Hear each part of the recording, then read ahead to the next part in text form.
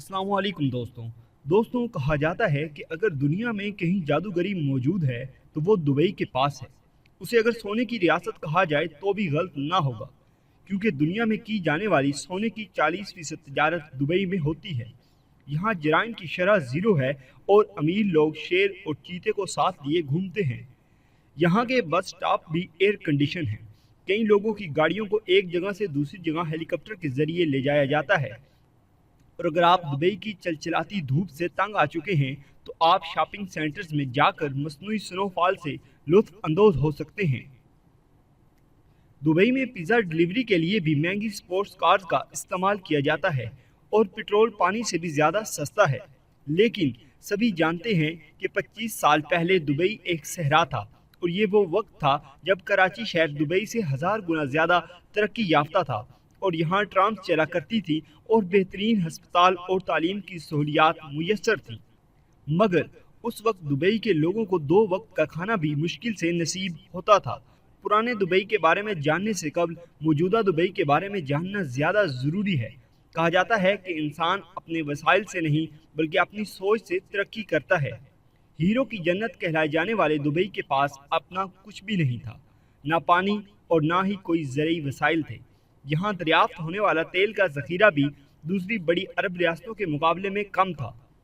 Dubai की ज़मीन buildings बनाने के लिए नामुनासिब थी, लेकिन एक शख्स की दूर अंदेशी ने यहाँ का नक्शा ही बदल डाला।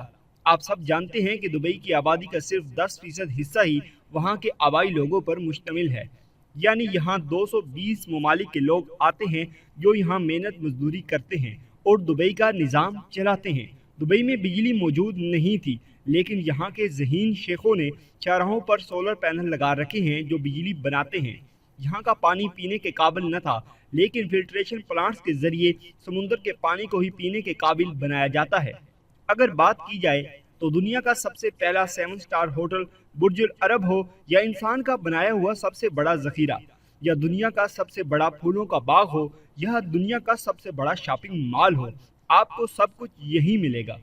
दुबई में दुनिया की सबसे बड़ी ऊंट रेस भी होती है, जिसे जीतने वाले को अरबों रुपया इनाम में मिलता है। इन ऊंटों को इंसान नहीं बल्कि रोबोट चलाते हैं। दुबई दुनिया का सबसे पहला हाइपर रूट ट्रैवल सिस्टम भी बनाने जा रहा है। ये एक ऐसी तेज रफ्तार बुल ट्रेन होगी जो कि मुसाफिरों को अबू धाबी से दुबई 12 मिनट में पहुंचा देगी, जो कि दुबई से 140 किलोमीटर की दूरी पर वाक़ है।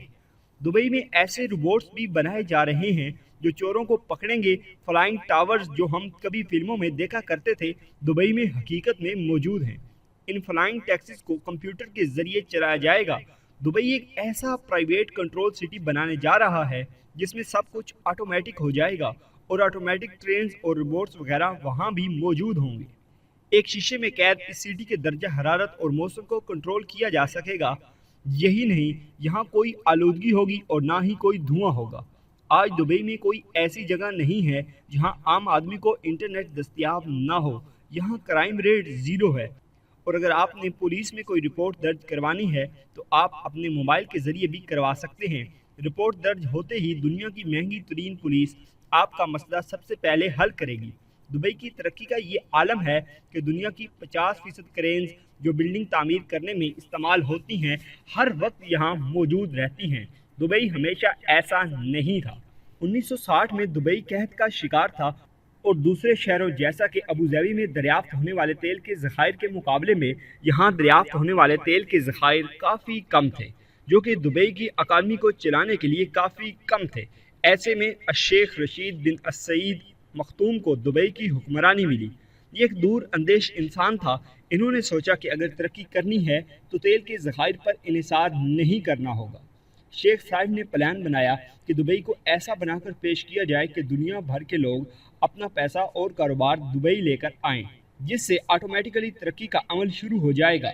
शेख साहब ने ब्रिटिश गवर्नमेंट से भारी कर्जे लिए, जिससे दुबई में हस्पताल, रोड्स, पार्क्स और ट्रांसपोर्टेशन को डेवलप किया गया और सबसे अहम काम दुबई की बंदरगाह जबल अली को तामीर किया गया, क्योंकि ज़्यादातर तजारत उसी बंदरगाह से होनी थी।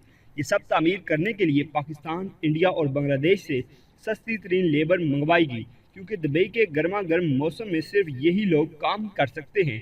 इसके साथ साथ शेख साइद ने दुबई को टैक्स फ्री जोन भी बना दिया اور یہ وہ سب خصوصیات تھیں جو کسی بھی بزنس کو اٹریکٹ کرنے کے لیے کافی تھی۔ اسی لیے دنیا بھر سے لوگ کاروبار کے لیے دبئی منتقل ہونے لگے اور یہ سلسلہ آج تک جاری ہے۔ کچھ عرصے میں ویسے بھی تیل کا استعمال کم ہو جائے گا، بلکہ آج بھی کئی ایسی گاڑیاں اور مشینز موجود ہیں جو بجلی سے چلتی ہیں۔ ایسے میں دوسری عرب ریاستیں ترقی کریں یا نہ کریں، لیکن دبئی ضرور ترقی کرے گا، کیونکہ اس کی ترقی کا انحصار تیل پر نہیں بلکہ صحت، تجارت اور بزنس پر ہے۔ دبئی کو اس وقت بزنس کا کیپٹل بھی کہا جاتا ہے۔ یہ 1970 کا متحدہ عرب امارات ہے، چاروں طرف صحرا، اور یہ آج کا عرب امارات ہے، چاروں طرف عمارتیں اور شان و شوکت کا بازار ہے۔ یہ صرف تیل کی دولت کا کمال ہے، یہ تیل کی دولت کا استعمال ہی ہے جو UAE عرب دنیا میں قطر کے بعد دوسری بڑی معیشت ہے۔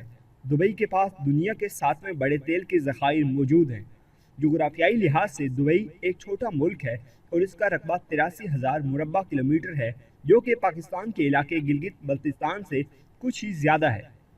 متحدہ عرب امارات کی کل آبادی 9,70,000 ہے۔